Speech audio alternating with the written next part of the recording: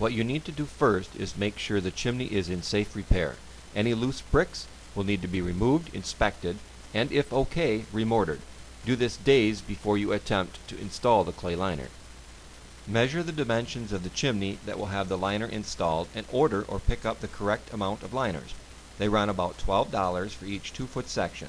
Notice the one clay liner with the hole already in it for the furnace exhaust pipe. It is double in price but necessary to have. I got 2 extra liners for possible damages done in the transportation and installation. I put together a liner lift out. I made this out of a scissor car jack, and we'll show you more on the construction and operation later on.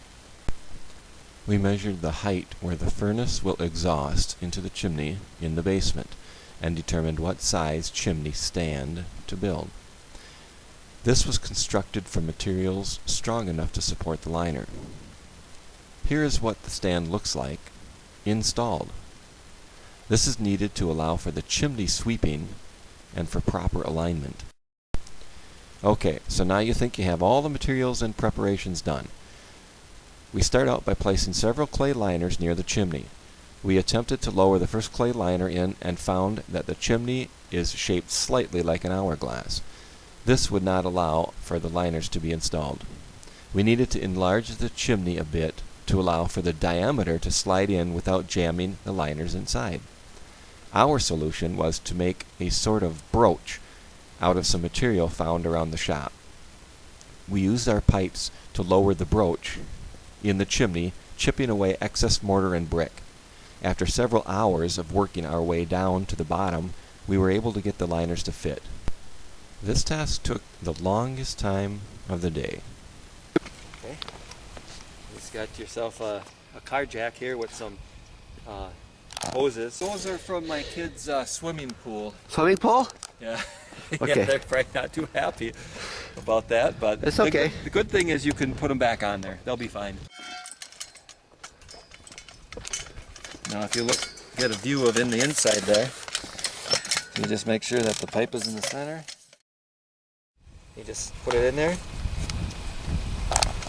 Oh, about the midsection, maybe 2/3 from the bottom, whatever. Just tighten it up, make sure it's in the center, and you can see it expands. Okay.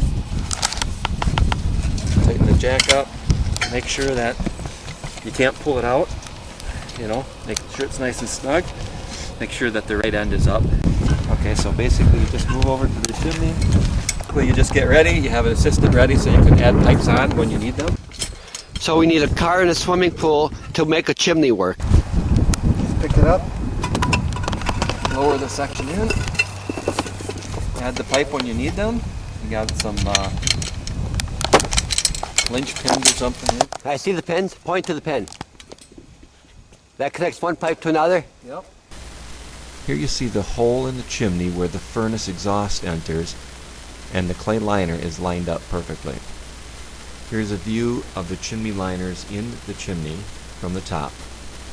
Here is one of the hourglass areas I was referring to earlier. Here is a top view of the chimney liner. Notice the tongue and groove. They sit on top of one another and they stack upright all the way to the top of the chimney. So basically it sits in there and you just make sure, move it around until, there we go, the tongue and groove actually sits in there. Okay. And then what?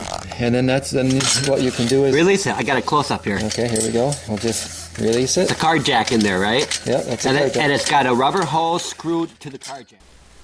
This is what the scissors car jack looks like. The hoses are to prevent damage inside the flue liner, and they are to hold the flue liner very solid. And there you have it. All of the flue liners are installed in the chimney. The next step we'll have to do is to mortar the top of the chimney to prevent the flue from moving around, and most importantly, prevent water from entering the chimney. The last step is very important to prevent water from entering the chimney, freezing and damaging it. We hope you enjoyed this video, and hopefully you might have picked up a tip or two from it.